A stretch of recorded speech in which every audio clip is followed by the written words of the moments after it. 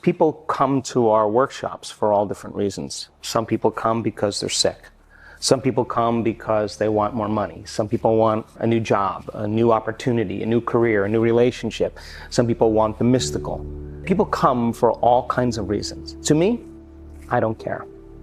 What I care about is that they latch on to a vision and they learn how to create. Whatever drives them to that elegant moment where they're so present and so passionate about what they want, and they have a clear intention, a clear vision, a coherent brain, and they have an elevated emotion combined with it, that they create heart coherence. And now they're broadcasting a whole new energy into the field. And whatever we broadcast into the field is our experiment with destiny. So I want people to know the how, because we have plenty of people that have made millions and millions of dollars that were living in the backseat of their car or filed bankruptcy. We have plenty of people that were stage 4 cancer, serious health conditions that are healed. But really, people think they come for those reasons, but we come for wholeness. That's why we come. That when we feel so whole and so happy with ourselves, so connected to something greater, if you feel wholeness, it's impossible for you to want. How can you want when you're whole? When you're whole, you feel like you have everything. So I want people to reach that point where they feel so whole that they no longer want, and that's when the magic happens. Teaching them that allows them to understand that when they come back to their senses, they open their eyes. They're not looking for the experience. They feel like it's already happened. And if you feel like it's already happened, why would you be looking for it? Then, if your body is conditioned emotionally into that future, you're not separate from the energy of your future, you're connected to it. But the moment you get in traffic and you start getting angry, you get on the line at the bank and you start getting impatient, or you're sitting in a staff meeting and you start judging a coworker, you just disconnected from the energy of the future, and now you're back to the energy of your past, and you've done nothing wrong. You just lost your connection to the future. Now, the importance of that is to notice that you're disconnected. And if you say to me, well, that person made me feel this way and think this way, I'd say, oh my gosh, you're back to the unconscious program of being a victim in your life. The victim is saying that someone or something is controlling how I think and feel. But a person who's producing outcomes in their life, all of a sudden they say, wow, the way I'm thinking and feeling is creating outcomes in my life. Now I'm a creator in my life, and now I believe less that I'm a victim of my life. Point one. Point number two is that people think that they want certain things because they're experiencing lack. So they have to go about becoming the very person. So then, if we reframe it and you say, oh, I really want to be wealthy, I want all my needs met, and I'll say, really, why do you want to be wealthy? And they'll say, because I want freedom. I'd say, okay, well, let's focus on freedom. So now the person understands the sponsoring thought or the emotion. Why would you wait for your wealth to feel free? That's the Newtonian model of reality, of cause and effect. Waiting for someone or something out there to take away this emptiness or lack. And what if I'm feeling this emotion is influencing certain thoughts, and how I think and feel creates my life. If I'm living in lack, I'm not going to create anything new. But if I say to you, hey, when you become that person, once you become it, then your reality is going to reorganize itself. Instead of living by cause and effect, let's teach you how to cause and effect. So then the person then is no longer interested in getting something in their environment when they realize it's about who they become. And all of a sudden now the emphasis or the interest is in becoming that person. And we have a week with those people, and I want them to walk as it, sit as it, stand as it, lay down as it. I want them to get in the habit of walking from their room to the ballroom. It's become the new habit. That's why when we do our work, we're doing sitting meditations, we're doing standing and walking meditations, we're doing lying down meditations. I want it to become a new habit. I want them to become that person. So then, this happens thousands of times. People come for certain reasons. They come to heal their disease. And once they heal their disease, they realize it was never about healing their disease. You know what it was? It was about unlearning. breaking the habit, deprogramming, becoming conscious of their unconscious thoughts, becoming aware of their automatic habits and behaviors, noticing that they've been living in unworthiness and guilt for the last 25 years, but they're so used to living by that feeling, they don't even know it's guilt, it just feels like who they are.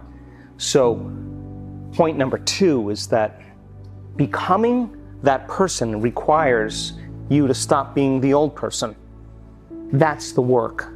And so when people come with a passion and enthusiasm to overcome that old self, they're gonna understand then that people who live in the past are asleep in the present, and they have to die. That old person has to die. And the dying of that old personality is an uncomfortable process. But if you apply the formula, when you're in that uncomfortable process, you will literally begin to become somebody else. So when they start becoming that person, they'll say, I thought I wanted wealth, but I really don't want wealth, I want this. And all of a sudden, here come the synchronicities, the opportunities, the serendipities, the coincidences, you know, the wonderful, wonderful events start unfolding in their life, and they're gonna say to you, I'm not doing anything, because they took care of the past personality, because your personality creates your personal reality. Your personality is made up of how you think, how you act, and how you feel. So then if they're no longer thinking the same way, no longer acting the same way, no longer feeling the same way, they're thinking differently, they're acting differently, they're feeling differently, and they will return back into their lives, they're able to maintain that modified state of mind and body. That's the new habit. They're embodying that energy. Then all of a sudden, people in their life are going to say, something's different about you. Something happened to you, because the person's not showing up in the unconscious, predictable habit of themselves. And they're outstanding because they're not reacting emotionally. They've overcome that sitting in their meditations. They're no longer judging. They took care of those circuits, the hardwired programs. They're no longer blaming or complaining or making excuses because they sat for 2 hours and I let them sit in that emotion and those habits until they finally got beyond them.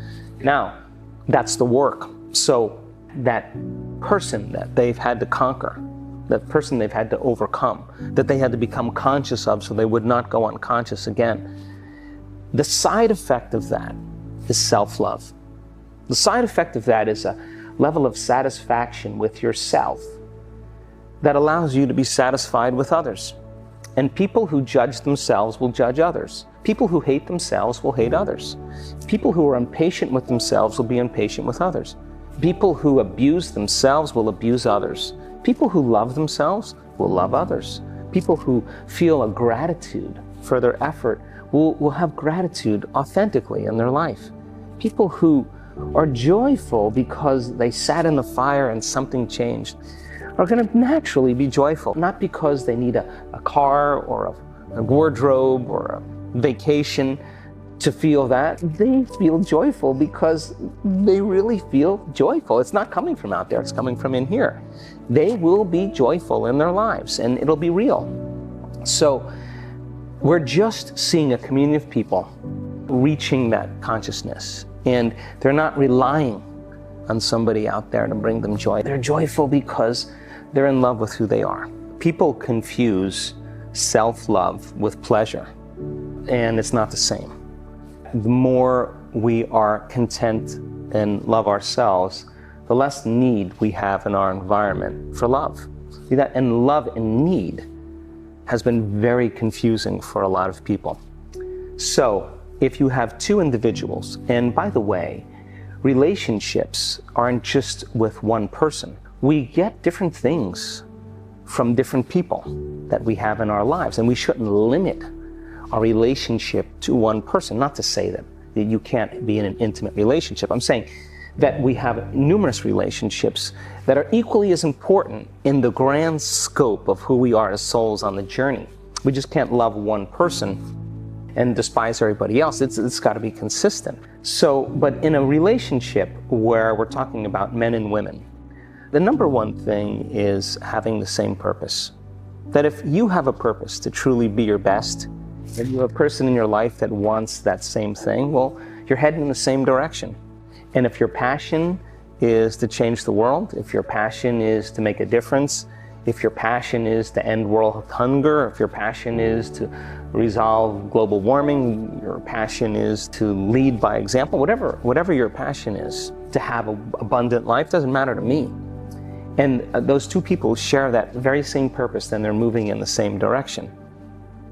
If they understand then that evolution means that there will be certain things that we can agree on, and that I'm going to bring my best to the relationship, and you bring your best to the relationship, then we have something in common. And when I'm not at my best, I'm going to excuse myself and not ask you to make me feel better. I'm going to make sure that I'm sovereign enough that when I make my way back to connect with you, that we are going to celebrate our triumphs. You have your world, I have my world. Let's go, and then when we connect, let's make sure that we reflect what we've learned.